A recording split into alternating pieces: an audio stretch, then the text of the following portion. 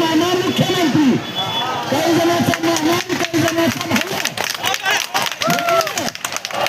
तर या महाराष्ट्राच्या तख्तावर राज्य करणाऱ्या या दोन्ही भावांना, तिन्ही भावांना आणि तिन्ही मामांना आझाद मैदानावरून आम्हाला सांगायचं, आता तुम्ही आम्हाला भेट दिल्याशिवाय हे आमचं आझाद मैदान आम्ही या ठिकाणी सोडणार नाही.